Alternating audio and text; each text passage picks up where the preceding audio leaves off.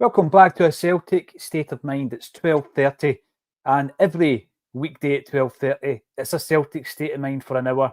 We never miss a beat. We've been doing this thing now, Lawrence, for about 4 years, streaming it live. Acsom started 7 years ago, and there is always something or several things to talk about. Welcome to Lawrence Conley and to Ian Conroy, dialing in from New Zealand to talk about all things Celtic.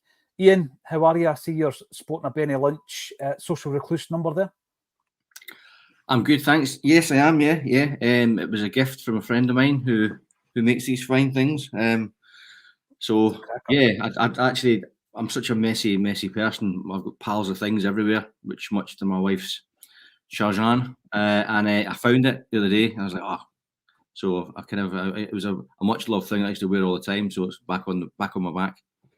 And he boxed at Celtic Park, Benny Lynch. Did you know that? Did he really? I didn't know that. He did, yes. And a couple of pals of mine were involved in the stage play a few years ago. You'll remember that as well. Yeah. Fantastic. You know, you get a St. Mary's one of them from Social Recluse as well. Andrew Kieran's. Honestly, right, okay. You should check it out. You should check it out. Lawrence is nodding because I think you've maybe got one. Or did we see your pal down at St. Mary's wearing it? Yeah, that was Thomas right, has one. Yes. Thomas White has one. Yep. Canon Tom White to other people, but yeah, Thomas White. Thomas White, absolutely. Right, loads to talk about. It's strange what Celtic can do to your mood. If you watched the show yesterday, we were on a high, we were positive. That's what it does to you. Lawrence Conley, how impressed were you over the weekend with Celtic's 2-0 win against St Mirren? Listen, it's a cup game and it's just about being in the draw for the next round, isn't it? I kept a clean sheet, a back four that was very much a backup back four.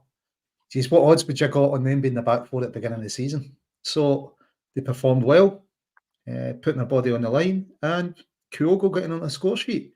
Hopefully, it's a sign of him returning to form for the run-in because we definitely need it, But yeah, Brendan, wee bit of experiments with the shapes. I think we called for it last week, more or less, with Kyogo playing behind Ida and played it, seemed to work.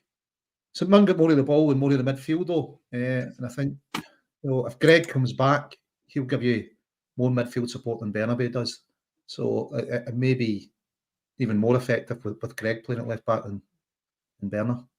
Yep, I wouldn't disagree with that. Loads of great comments coming in. Keep them coming. We are going to be talking about the brilliance of Kyogo. Has it finally been unlocked? Brendan Rodgers wasn't going to change the tempo of the play, so he changed the shape, and it seemed to work for Kyogo. We're going to also talk about Joe Hart. We're talking about big, important players over the next potentially 16 games between now and the end of the season, if all goes well. The change of shape, Maeda and his non-celebration. Callum McGregor, never write him off. Palmer, bit of a whipping boy, but he does get in amongst the goals and creating the goals. The bullish Brendan, the 4 injuries to Carter Vickers, Alistair Johnston, Greg Taylor and Hatate. Has anyone staked a claim for a first team jersey? What about that Green Brigade tribute top? That's what Paddy Lavery is talking about.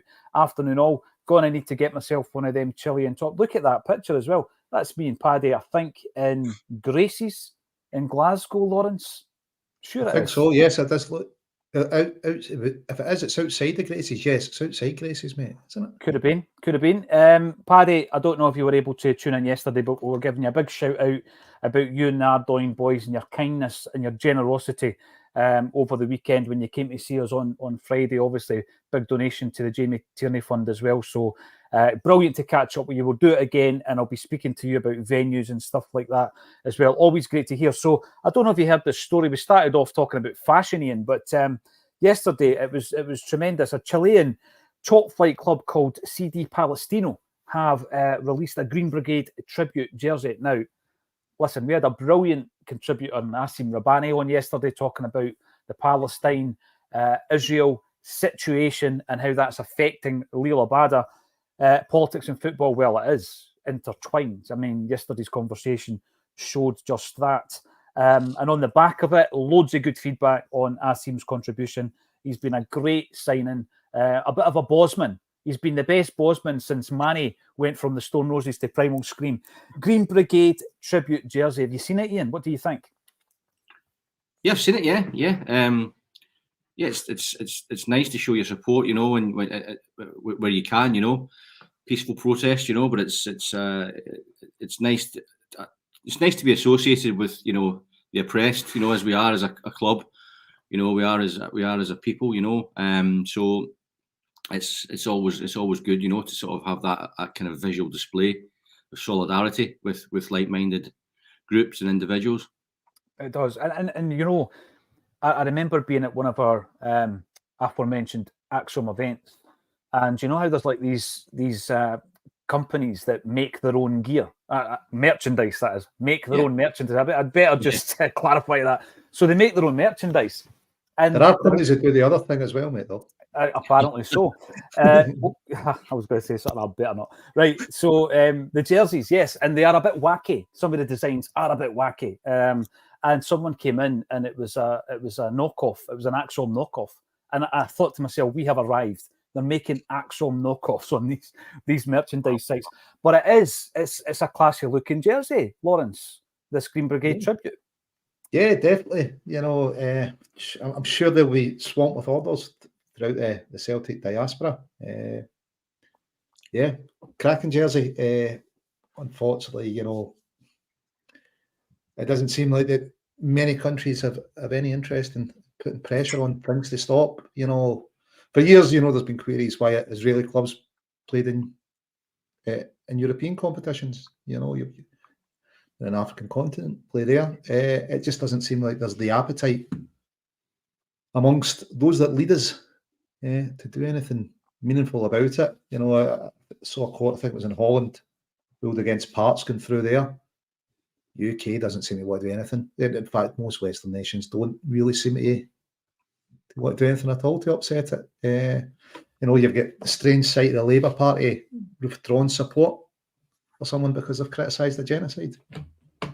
Utterly bizarre. You know, politically, I don't know where that leaves people in this country. Or, you know, there's been enough. Obviously, not the start of a conflict, because they would have you believe the start of the conflict. There was enough support shouted for Israel. You know, we all know this goes back to, probably to the League of Nations and Britain getting drawn up a mandate for Palestine, and then after the Second World War, Israel being created out of nothing, or out of Palestine.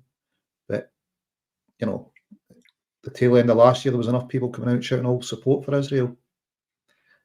I don't see any action being taken against them for a support, you know, which is obviously a genocide, you know, a complete destruction of a people.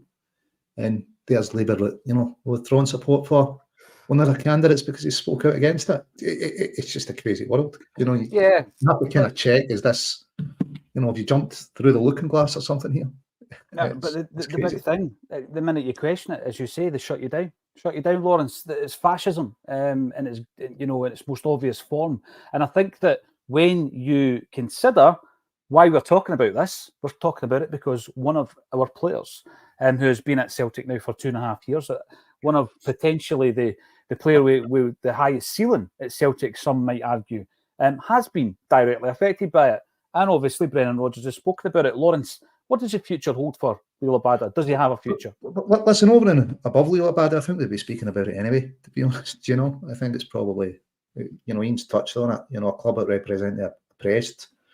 It's not like people in our sport wouldn't have an opinion and wouldn't be speaking about it. But, you know, we don't know what's going on with Liel, how he's feeling about things. He's obviously struggling, and you hope the club supports him, you know, as well as they can. While this kind of genocide's still going on, I think he's stuck in limbo to a certain extent while he's at Celtic. Yeah, we will see, and I'm pretty sure that that will be clarified, or I hope it's clarified pretty soon. Ian. I mean, Liel Abada's had a magnificent impact at Celtic in his first 2 seasons. He was lesser used in season number 2, but people keep going on about his data, and the raw data being, of course, goals and assists. Comes in as a young player, 19-year-old international, makes his mark on his debut against Midfield in the qualifier under Ange, and big goals.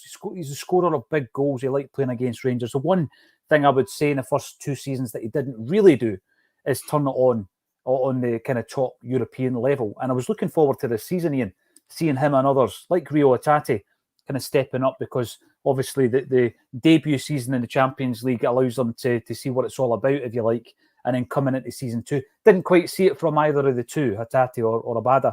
But Abada's season, stop-start, Brendan's taken him away from the team at the weekend, and he confirmed that that's what he's done. Not in the right frame of mind, he said. Does he have a future, do you think, at Celtic? As it stands at the moment, no, I don't think so. We forget, well, not we do, but I think a lot of people probably forget how young he is as well. He's over here on his own, so it's a difficult one for him. And remember as well, this is wars or conflicts. It's governments that deal in this, not citizens and people.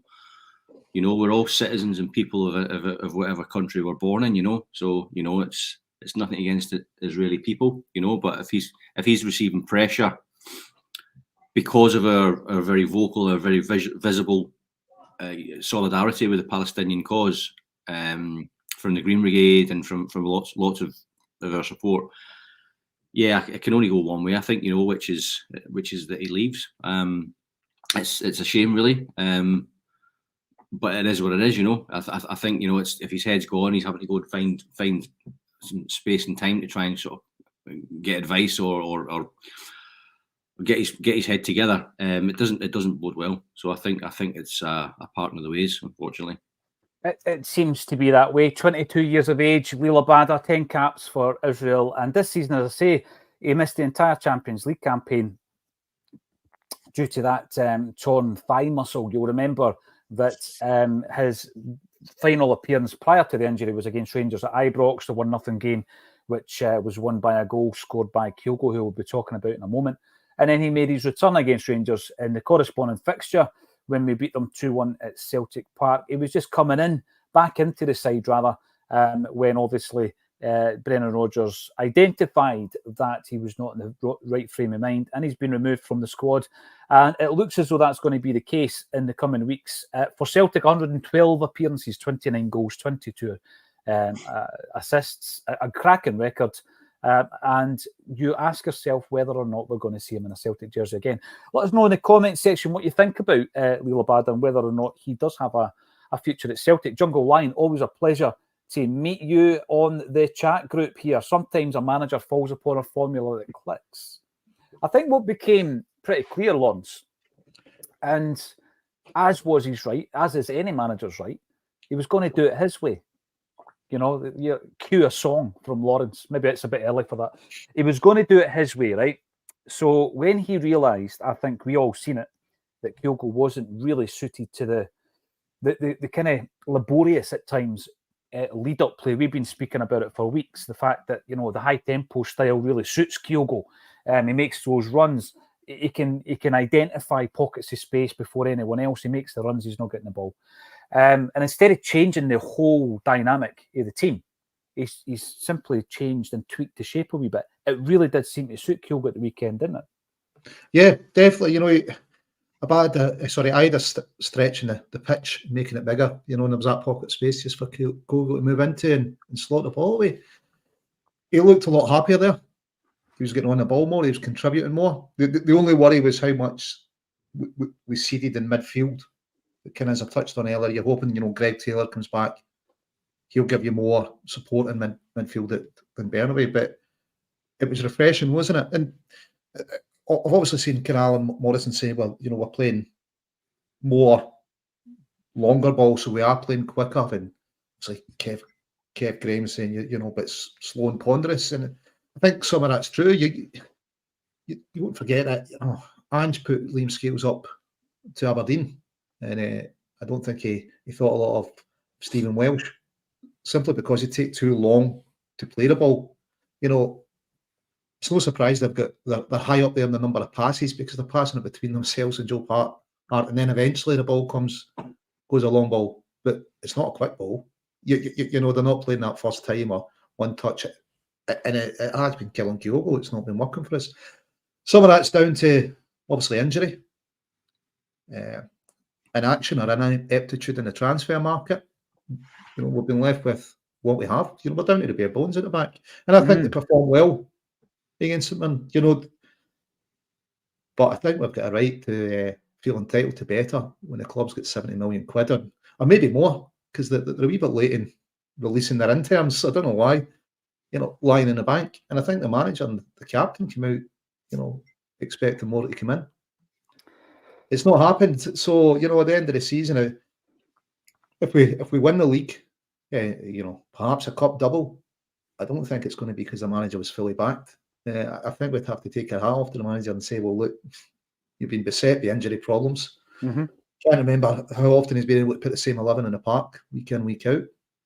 And, him and the players that he's got at his disposal have pulled off a cracking triumph for us. A double would be under the circumstances. It's the lack of backing from above, is what I think. Yeah. Because when Brendan comes back, but we're all expecting, a Scott Sinclair or something. Brendan's back. He's not coming back not to get back in the transfer market. Surely this means we're going to kick on. We're 3 or 4 players away from making an impact. The Champions League, hopefully going last 16. And but what do we know? Money's better off in the bank, obviously. I don't quite understand it. I'm really keen to bring in your thoughts. Bring them through. What are you thinking? Are you agreeing or disagreeing with us? Keith Oakden, pleasure to see you dialing in from Plymouth. And Ian, the title isn't odd. It's not as if no one knows Kyogo's abilities. That bit at the end, duh. I mean, what age are you, mate? Seriously, we all know his abilities. The title means that Kyogo's not really been playing that well in Brendan Rodgers' system. Brendan Rodgers has realised that there's a way to unlock the brilliance by changing the shape. Kind of self-explanatory, but you only get about 200 characters on the title. So thanks for bringing that to my attention so I could explain that a wee bit more. Whiskey, Tango, Foxtrot. That's what I was thinking, WTF. If he could unlock the key to Scales, not dithering on the ball for an eternity, only to pass it sideways or back, we could really start the motor. Again, though, Ian, that's what Brendan's team does. The centre-halves do tend to do that rather than what Lawrence was suggesting. I mean, how often... I'm going to use an example here. I'm not saying we should have signed him or any of that kind of stuff, but who was brilliant at defence splitting passes and hitting the wings was Maurice Jens from the centre-half position. Chris Ayer, absolutely brilliant at doing it as well. And I think we've now got a situation where we've seen Scales doing it. We have seen Scales doing it. And I think if you were to ask someone like Alan Morrison, someone who studies the data on players, you would see that Stephen Welsh's range of passing is really decent as well. But Brendan Rodgers likes his defenders to be able to pass short. He doesn't look for them to play that defence splitting pass. And when they do, it tends to be over the top. Nawrocki was doing it quite a bit, Ian. Maybe that's why he's not playing. The past few games, right, it's been really obvious that teams are putting us under pressure with a high press. They're swarming us. So you're right. Brendan does his signature sort of a dish really is that ponderous. Playing from the back. A bugbear of mine, I'm sure, as many is playing the ball to the keeper right across the line. On some of these bobbly pitches and things like that. It's like high risk activities really when anything can go wrong. But of course, the net effect of that is the fact that if teams are organised, well drilled and for a high press, they're putting us under pressure every time, and we're predictable. They can set their watch to how we're going to set up, and I thought the thing that I thought was sort of proves that we should be going in a different manner was Callum McGregor's sort of defence split and pass against St Mirren. He picked the ball up deep. There's nothing stopping a defender sort of doing this. A la Maurice Jens and things like that, where he took the whole team out. He passed through sort of three defensive lines, for Palmer to pick the ball up, and also Palmer hitting the byline as well, and getting a cross in, but quickly, So that is to play to Kyogo's strengths. His movement. He can, and even if he gets a less than brilliant ball, he's got the credentials and he's got the talent to make something out of nothing or half chances. So we can see it. And the change of shape and formation is refreshing to see. We've all been crying out for it. And I know Brendan's got a makeshift defence. That was never more apparent when we played against Hibs. The balls that they got round the back. We looked like they were all over the place at times. Sort of defending. White knuckles. But we're getting through this period. With all the injuries we've got, we're still grinding out results. Ain't pretty. And of course, what Brendan says in his presser the other day, rankled in a rankled sense that there's outside noise, and it's as if there's no right back of fans to sort of be disgruntled when we've got the comparison from last season of that irresistible football to this clunky, ponderous football that we saw at the end of Brendan's last regime. So whether that would be the case if we had Cameron Carter-Vickers and one of the defenders that we'd signed was as good as Starfelt, I don't know. But yeah, we've got the rest. We've got 13 games remaining, 13 cup finals, and it's tighter than it should have been, But for the man on the fence, for the casual observer, it's an exciting title race. Well, it would be. It definitely would be, Ian. There's no doubt about it. Some might question why we're in that title race. Lawrence has pointed out again that we're on stacks of money. Who knows what's going to happen in the summer? Let's hope that Brendan Rodgers is still here and gets his way, if he's won the double, that is. Because can you imagine how much money we could have by August and next December? Oh, it could be mental, eh? Could be in the bank. It would be great to be playing in the Champions League. It would be phenomenal to be winning the league, Lawrence. I just think, obviously, we're in a situation where everybody points to the fact that we're run really, really well as a business, Lawrence. And, most of us, or a lot of us rather, if you look at the demographic of people who actually watch Acsom, I'm not just saying that willy-nilly, I know that we do generally appeal to an age group that's not your kind of up to maybe 21-year-olds. So most of the people that tune in have experience where we've not been run well. We've been run absolutely diabolically. And I think there is a really, a cautious nature to that. But there's been cautious ones. And then they're sitting on a pile of money that size. Mate, you've got to look at goal. Like, we're run well, but we what metric? We were run better than our rivals who went bust. Mm-hmm. Is that why we're run well? Listen, they've got the most devout, customers. Good choice of words. Devout, I like that. We're there, we're always there. So it's not like they need to. They know they don't need to keep the customers happy. We're always there. It's unconditional, isn't it? Yeah. So, if that's their metric, we will run better than a club who engaged in an illegal tax scheme. To be honest, if you're the biggest club with the most money, you should be winning the league more often than not. Mm-hmm. Your rivals go bust. You should get a period of dominance. I don't think that's necessarily run well with the fact that we didn't follow them and go bust. Is that a metric? Because I think most of the fans look to Europe. They go, well, we know we're the biggest club in Scotland, but what are we doing in Europe? Where's the progress here? Are we even, and also where are we developing our own players? And on all of those, it looks like we're failing to me. I don't know how the board would judge that as being running well. You can go, but we're doing the best in Scotland. We're dominant. The rivals went bust. But you've got more money than anyone else in Scotland. What do you expect? By a distance. What do you expect? You've got the best manager. What do you expect? And it just surprises me that they will award themselves pay rounds and go, yeah, you're doing great. Listen, if there was 2 years on the board, I don't think it'd make any difference to us. I know. I don't think we should kind of bow down to them because we didn't go bust. I think it's absolutely crazy at times. Yes, commercially we do well. I think Sam Brown does a great job. Yeah. It doesn't put people on the park for us, though. It doesn't put the level of players that the manager wants, the fans demand, the captain's expecting. For them, it seems to be less about the football. Well, the thing you're touching on there, and I totally agree with what you've just said, Lawrence. It is an unconditional support that you've got for the football club. The only reason that some people stopped going to the games in the early 90s was because it was an organised movement. And then the thing is, though, when you buy season tickets, you're going there to watch your team. You buy merchandise, it's because you want to obviously support your team. I always remember when the big focus started going on, buy it directly from the clubs because more money goes to the club. But you don't expect then for the board to just sit in the dough. You want them to reinvest it, like you say, in the infrastructure, in the stadium, in the training complexes that we've now got 2 of, in the playing pool, obviously you want a massive investment in youth as well and the development of youth. So I totally agree with you. And there needs to be a balance. I mean, being nice and safe and cautious is one thing, but being so cautious that you've got all this dough in the bank. And I'll say it again, I'm not having a dig at Burnaby, I'm not having a dig at Ralston, I'm not having a dig at Welsh. But what if one of the guys get injured? You've already said we're down to the bare bones. You're absolutely right, we are. One of the guys get injured, and then it really is an issue that we've got going in every single game.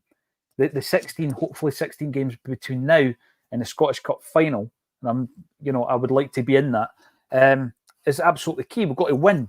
Basically, we've got to win every game. And if, for example, Burnaby got injured, I mean, where would that leave you? And it's a terrible management of the squad, really. And Brendan shouldn't be put in that position, but he has been put in that position. Mikey boy, hail to you as well. Hail, everyone, says Mikey boy. I would still like Kyogo as our main striker up front, as that is where his top-class finishing is best utilised.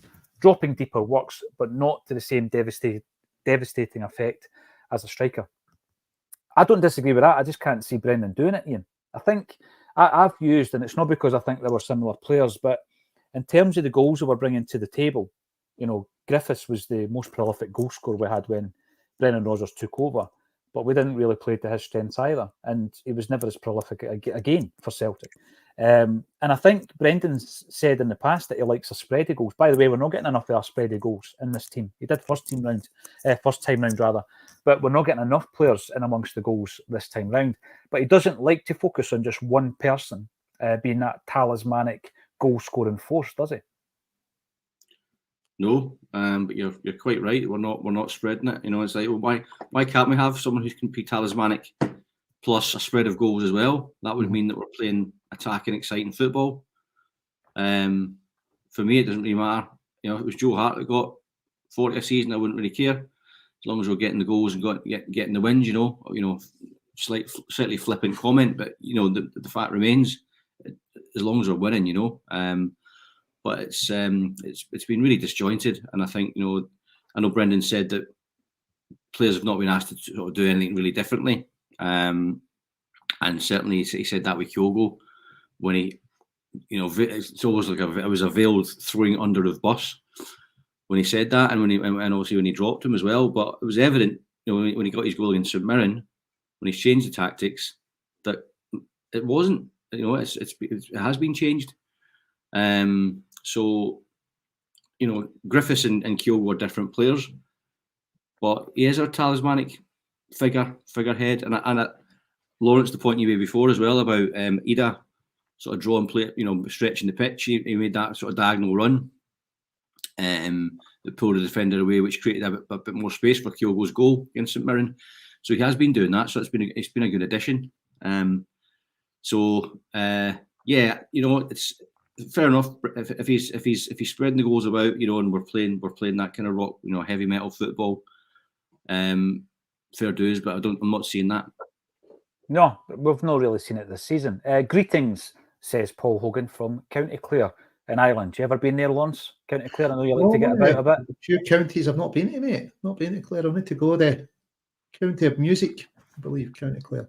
Is it? Well, I'm pretty sure you will visit at some point on your travels. Joe Hamilton, welcome back to the show. I think Brendan has decided to fight, and this is what the team's been waiting for. Let's talk a wee bit about Brendan then. Lawrence, I was talking about the relationship, the kind of energy levels that we've had with Brendan all season, going from a lot of discerning voices when he got the job. Some people didn't want him at the club after what had happened. They were demanding apologies and all this kind of stuff, to the point where we ended up singing his name not that long ago. And then there was the big dip with the style of football and all the rest. It's been up and down all season. But there's one thing for sure, he seems to be coming back fighting. I do like the cut of his jib in recent weeks, Lawrence, and I think the time is right for him to come out swinging. Oh, definitely. Listen, if nothing else, he definitely believes in himself, doesn't he? Mm-hmm. He'll back him and his teams to get results. And look, through injury, we've touched on it, through injury and other reasons, we've not put on the standard of the team on the park we'd expected. But yet, we're still grinding out results. It's great to see that Brendan's, focused. He's still got that passion. And I remember talking to Gordon Strachan up at the the Bean Cross. And he was saying I think you were the interviewer that day, the Alan Horns gigs, and he was saying he wouldn't go back into club management, didn't have the anger for it anymore. He said, you really need to have that anger to do it, and it's great that Brendan's got it, that he's displaying it. And listen, these players, and it's not that we're maligning them, but if they achieve this, with that back four that they've been forced to put out, it'll be an outstanding performance. The odds you've got in that back four at the beginning of the season, unbelievable. And even if they were to be the back four at the beginning of next season, you wouldn't believe it. So these guys are really putting their body on the line. They're getting results in. No matter what we think of their quality or ability, they're producing on the park. May not be the scintillating stuff, but sometimes it's the 3 points. It's 3 points, isn't it? It's a win in the league or in the cup. It's getting to the next round. You don't remember the bad games. Listen, second season wasn't the brilliance we remember. I remember it being sticky in January and February and that, and going, people saw stand out, or a couple of 1-0s here and there. But what do you remember? You remember the end of the season, the trophy in the cabinet, don't you? You do. And, and Brendan said at the beginning of the season, for those that aren't happy to see me, we'll see you there. We'll see you back here in May. And hopefully it turns out to be true that Brendan delivers another double. I mean, with Lenny's comment, you've said it was your fault. You said the standard high, and to a certain extent he did. Losing invincible treble, a real invincible season. In normalised trebles, Brendan Rodgers. That was now and again we would win a treble, and then Brendan came along and he normalised the winning of trebles. That was a big thing, Lawrence. That level of domination of Scottish football was hitherto never seen, because even in the 60s and 70s. This is a genuine, four trebles. It's a genuine world record, not a world record that applies to Scottish lower division played in a wet Wednesday night. It's a genuine world record. It is. And it's much a domination that he kicked off. You're talking about that Gordon Strachan night. It was actually myself, because Paddy McCourt was there that night as well. Yes. And Gordon Strachan, talking about anger, he famously quoted John Lydon and said, "Anger is an energy." Can you remember that, Ian? Gordon Strachan. He loves his music. His music. Anger is an energy. Yes. I'm sure it's on camera, actually. Was that the day he was telling you all about James as well? Well, when we did the event with Gordon Strachan last year up at Barras Art and Design, I had put a playlist on, and I never told him initially, but I put a playlist on because he comes in really, really early, Gordon, right? And he's got like a presentation with video montages and stuff like that. He's very precise, very thorough, and he wanted to make sure they were going to work, and he was going to speak to the wee sound guy and say, right, when I give you the nod and all this, absolutely organised. I loved it, right? So he was in early as in, and we're having a cup of tea and all that. And then the VIP guys come in to get a meet and greet with Gordon Strachan. And at one point, he starts singing along to whatever James song was on, because I had set the playlist up to play just James. It was a random playlist, but it was just James songs. Eventually starts singing along to one of the songs. I said, have you not noticed you've been in for an hour and every song's been James? That was because I know you're a massive fan. Oh, that's brilliant, he says. And he phones Tim Booth. He FaceTimed Tim Booth. And I've got a great picture of it, actually. It's on Acsom.net. And he's sitting there talking, and he's saying to Tim Booth, what do you hear in the background? I'm here doing this event, Celtic State of Mind in Tim Booth's. It was surreal, Ian. I'm sure you've had a few surreal moments similar to that. But yes, it was surreal. Kevin Morton, hail to you as well. From south of the wall in Darlington. Where are you watching Acsom? I had brilliant feedback on Friday from some of our friends over in Ardoyne and Belfast, and it was tremendous to put a face to some of the names as well. So hopefully you're tuning in. Ridiculizer, we're talking about the tagline. Even if he has, and you're referring to Rodgers tapping into Kyogo's brilliance, that it has taken him until February to unlock it should put an end to all the talk of him being an elite manager. Okay. Talking about that post-match, Ian, that Lawrence referenced between Brendan and Neil Lennon. We were talking about it yesterday. I thought it was great. I really enjoyed it. Just, 3 football managers chewing the fat. I didn't like the comments some people were making about Emma Dodds, etc., because I just felt that actually as an interviewer, I thought she'd done really well because she allowed them just to run with it. And I think that's the true essence of what to do when you're interviewing somebody. So I would give her credit as well. But I thought the three guys just chewing the fat was brilliant. And in particular, Brendan and Neil Lennon. But a lot of the feedback I got after mentioning that, Ian, was that they were, they were kind of having a dig at us as supporters, saying that our expectation levels are too high. Isn't that what it's all about? Isn't that the way that you get better, by setting the bar as high as possible? We've been the standard bearer for a good number of years, and we weren't even a 2-horse race for many years. So naturally, we're going to be successful in those times. Now the fact that Rangers have got to come back, we've let a quite a significant lead slip. What I've said this before, about an analogy. It's like if you go to a restaurant, you get a bad meal, and you complain to the chef, and the chef comes out and says, "Well, you're not a chef. It's how dare you complain?" We're fans. We invest more money than these guys. These guys are employees. They're taking money out the club. We're putting money in, right, as fans. Whether it be Celtic TV or going to the games with season tickets and things like that. So we have a voice, and we should have a voice, and we should be listened to. Spoiled, yeah. Well, perhaps we have been, but we're not Partick Thistle. No disrespect to Partick Thistle. We're not, we're not Ross County. We're not Hibs even. Where they're not, their expectation levels are exponentially lower. They're not expected to win the league, but we're expected to win the league, and with some panache and with some style. We were getting that previously under a different manager who was more of a fluke than judgment, I think, by the board.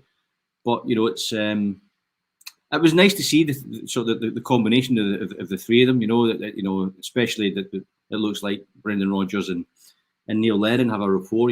I love Neil Lennon. I think he was harshly done by previously. I know you touched upon that on the show yesterday, and some of the guys didn't really. Well, I didn't agree with that, but Jerry did, and I'm with Jerry on that one. I think Neil Lennon has been a stalwart for Celtic Football Club since he joined. And I think with the malaise with the board, I think the problems. I think there's probably a lot of things that we don't know about.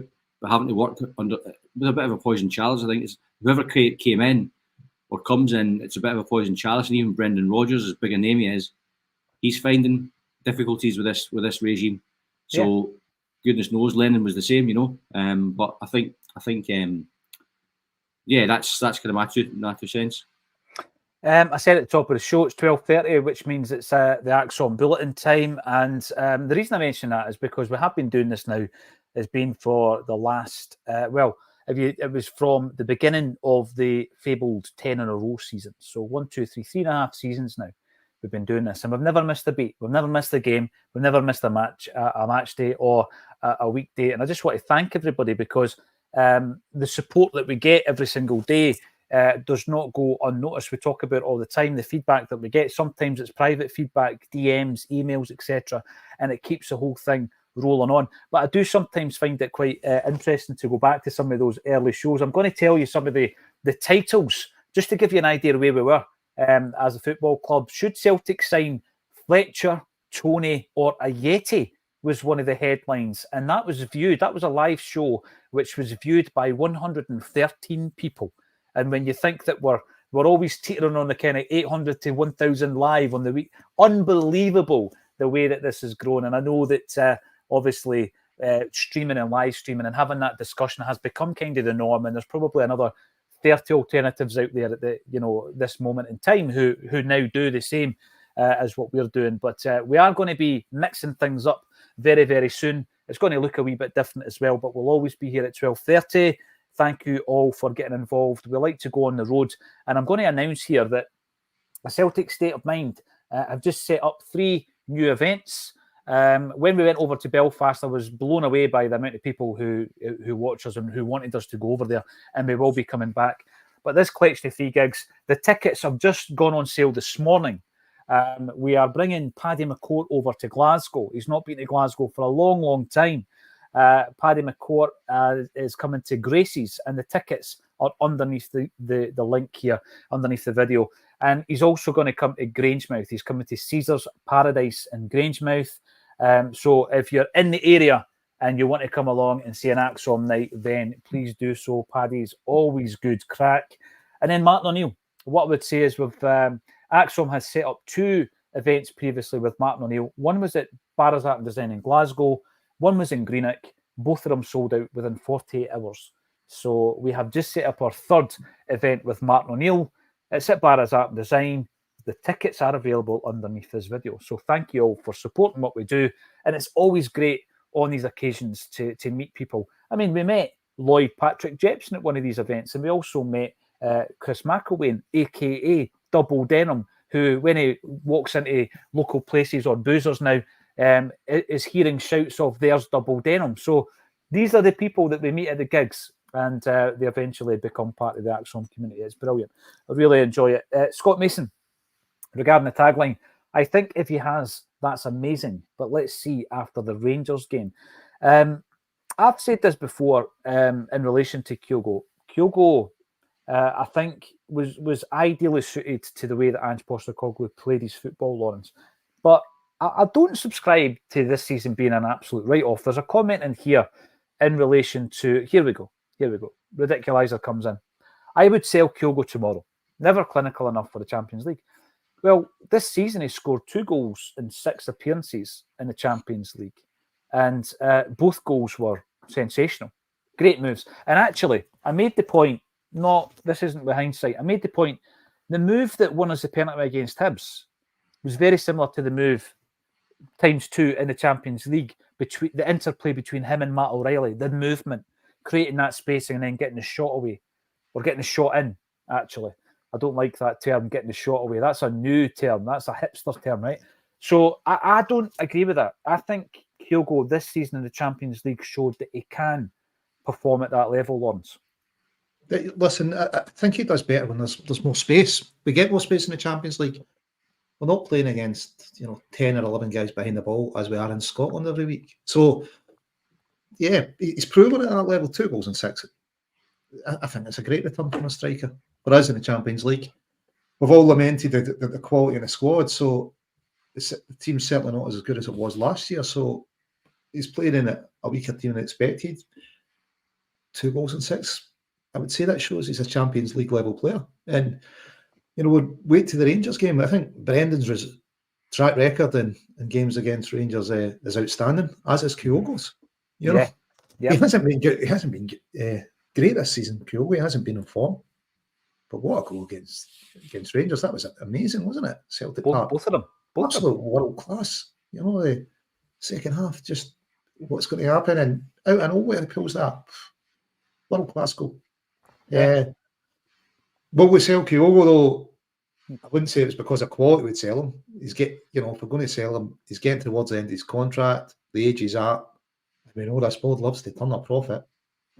So, yeah, I think it'd be nothing to do with his football or a lack of ability that we would sell him. It's because he's of ability. I think he'd have plenty of people queuing up for him, and the board would comfortably turn a profit on him. He's obviously he's had an extension signed to his contract, so we're in control if there has been any interest in Kyogo. But as you say, it's because of the quality of the player, Lawrence, rather than us trying to get rid of him. I don't subscribe to that at all, that he's not good enough for the Champions League. And I get what you say. I think against Rangers as well, he gets more space, Lawrence, because they open up and they try to win the game. It's the same against the Champions League teams. This is actually quite amusing, looking at some of the early headlines of the Celtic State of Mind. Albion Ajeti set to sign. Where else should we strengthen? What's the story? Ball and goalie was another one. Is Shane Duffy the answer to Celtic's defensive worries? Face palm moments. You're in the moment, no, Ian. You're in the moment. The guy's coming into the club. Go and watch them, because nobody else did back then. 300 views on that one. But what's your take on the Kyogo thing then? Because I think I've said before, Ian, that there are players in this team that I'm happy going into a Champions League game with, and he's one of them. Matt O'Reilly's one of them. Cameron Carter-Vickers is one of them. Callum McGregor. Rio Atati when fit. So for me, he is one of the top players we've got at this football club. Yeah, he's one of the pillars, the cornerstones. All the cliches you like, but he's he's earned the right, you know, to be in that sort of company or that conversation.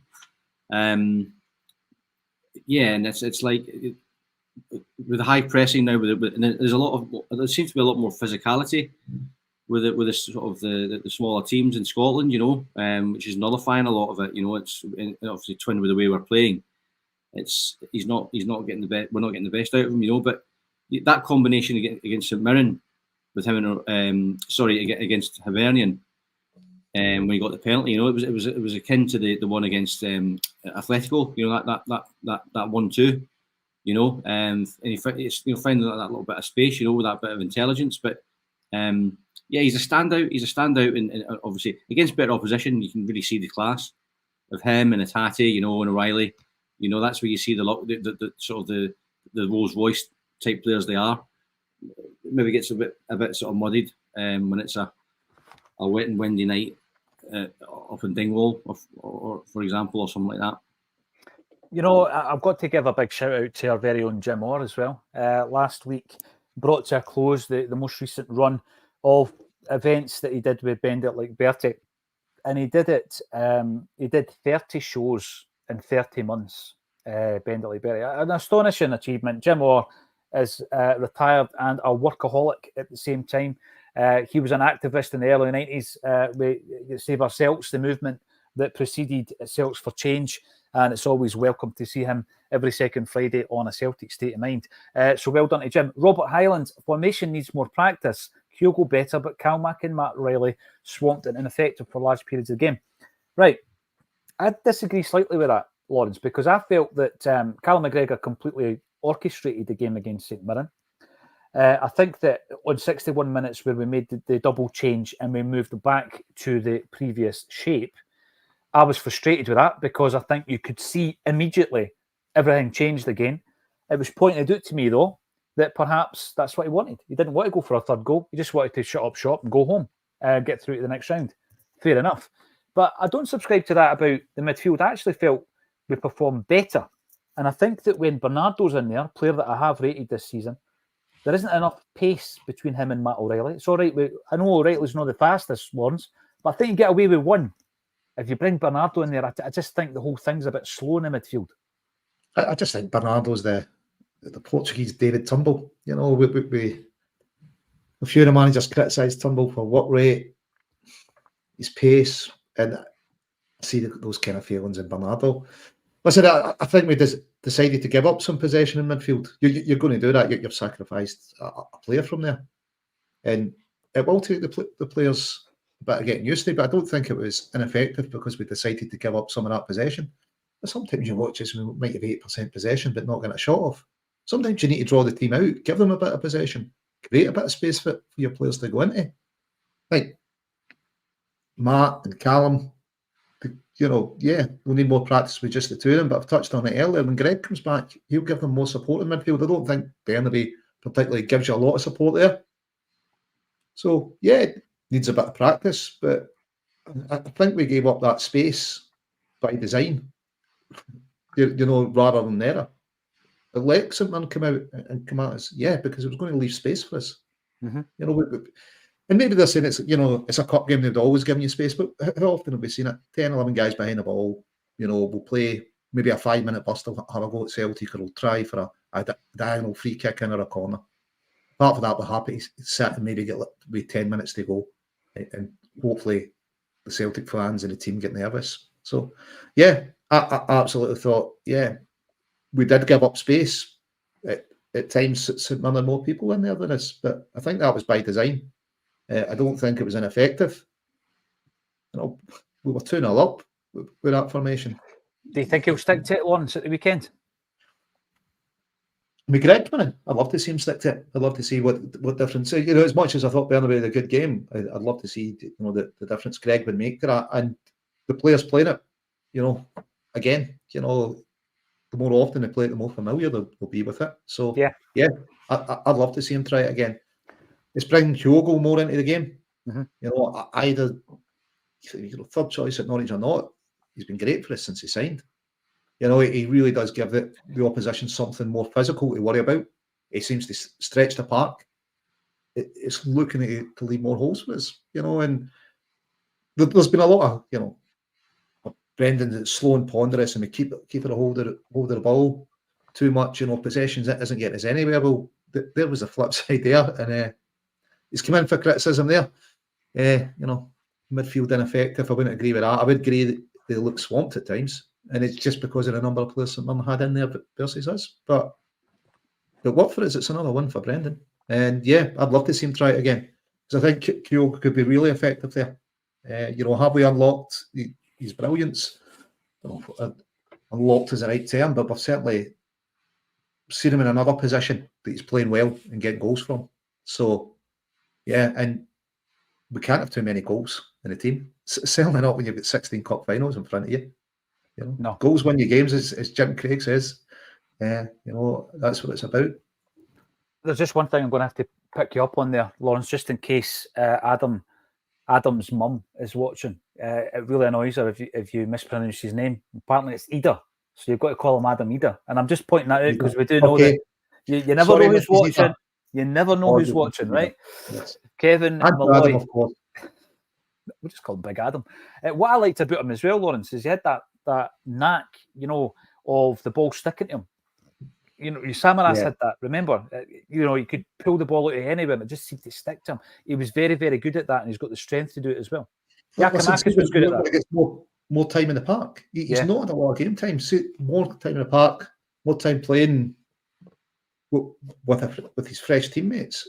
It can only get better, I think. Yeah, great start to it for him. And just wish at this stage you're thinking, why have we not got an option to buy?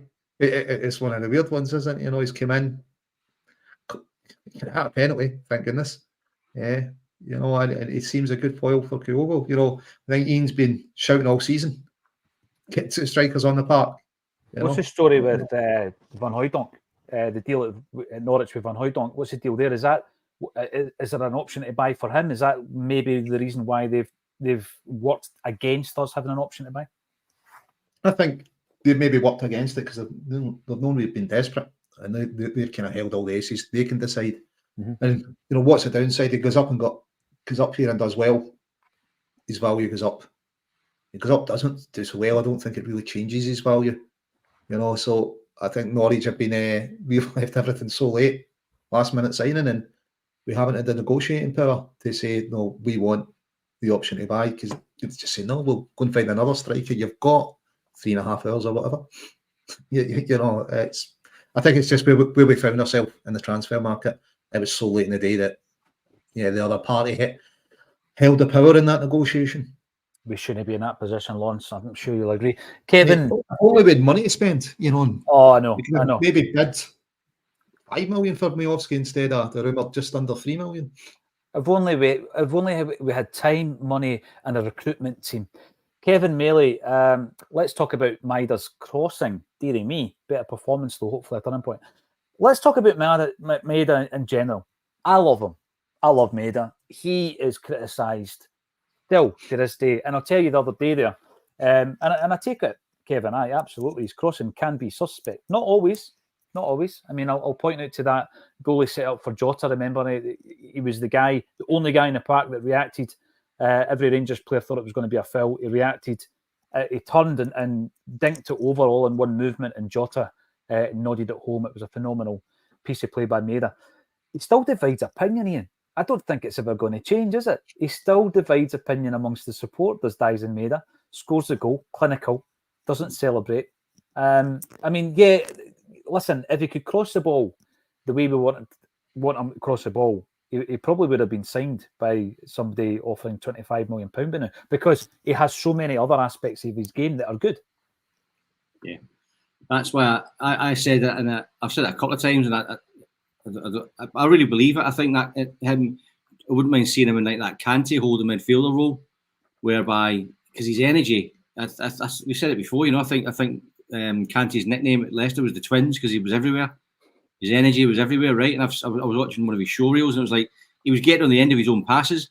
I think Maeda's got the similar work ethic and speed to be able to do things like that, So he could be a terrier and just give a simple ball into midfield where he's not got the pressure or the expectation to hit a wonderful cross and have an assist within the team framework.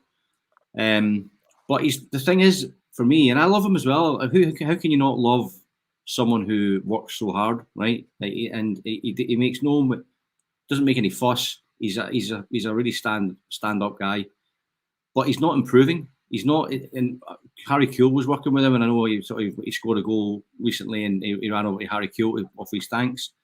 But he doesn't seem to be improving, and it is his job after all, And another bugbear that we've spoken about on previous shows is the fact that professional football, like any professional football, is not two-footed.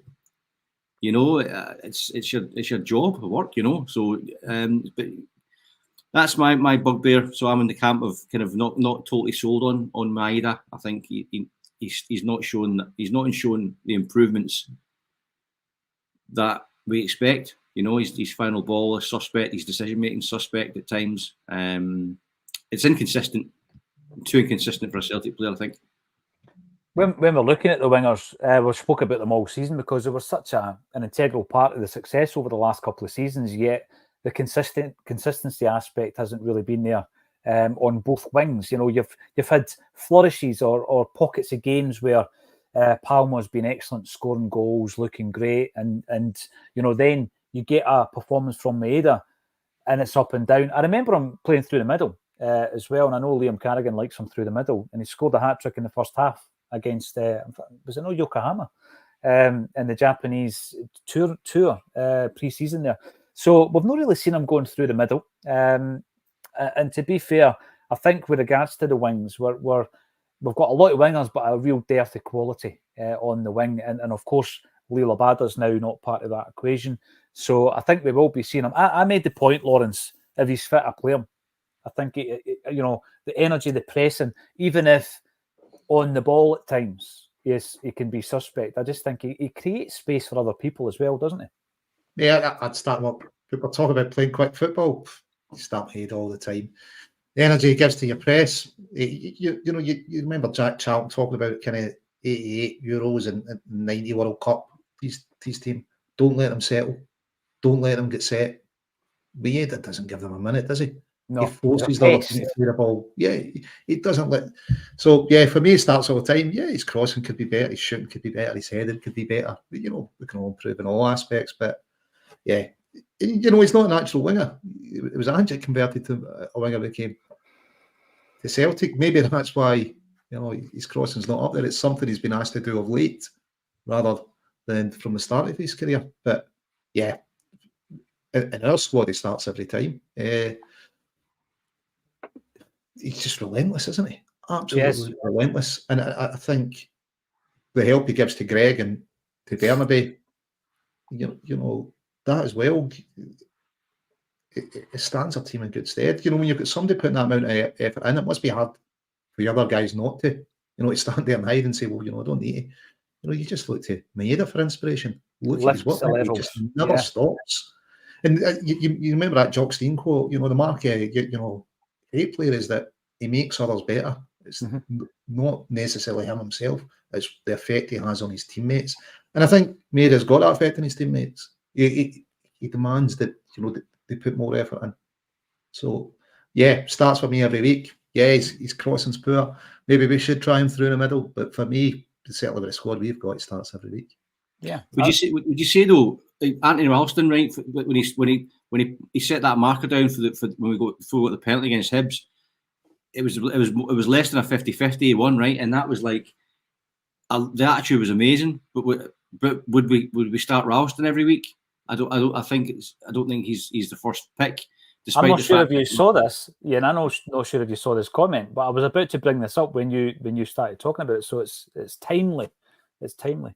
Yeah, no, I didn't see the comment. So, and last week I was picking Ralston over Johnston, or Johnson and right back. Yeah, I'm not trying to knock Ralston. I love the guy, and he's dyed in the wool. He's that if every player you could transplant that attitude from Ralston into every player, even the manager at times, it'd be wonderful. Wonderball. But it's skill and desire and endeavour. If you could marry them all, the board would flog everyone, wouldn't they? No, you're right. That Ralston effect as well, though, as well as the fact, as you say, was it even a 60-40? It might have been a 70-30, and he wins it. Yeah. And it goes back to the point Lawrence made earlier. It can raise other people around you. And it's not because of an element of skill. It was the dig. It was the drive. It was the determination, the passion. And you do need that. You do need it. And I think that it goes back to that point I made when we brought in 9 signings in the summer. What if they've all not got it? What if they've all got a wee bit of trickery and stuff like that, but they don't have that element in their game that they need to be a winner as well? That concerned me. I'm going to bring this up because it is a very important point that you make. Mick McCarthy in the Avatar. Remember that time he punched Crawford Baptiste after the face? Got sent off against Falkirk. €10 you've paid to a Celtic State of Mind. You're supporting the channel. But the point that you make, Shane Duffy's father passed away a few months before he joined. He moved up to play during the COVID season, had limited contact with people. We forget the human side of these players, just a thought. You're right. You're 100% right. And that would have affected other players who came to Celtic during that season as well. But Shane Duffy did have a very, very tough time of it. And I think when I go back to the taglines, it shows you how looking forward and how excited I was to Shane Duffy coming to Celtic. You know, I thought it was a great signing. Did a couple of goals in the first 3 games. But you got to remember, it wasn't self-defence. You know, look at the keeper behind him. I know. It's hardly inspiring for a centre-half. Your ball and goalie out on the left. I think centre-half partner was changing almost weekly.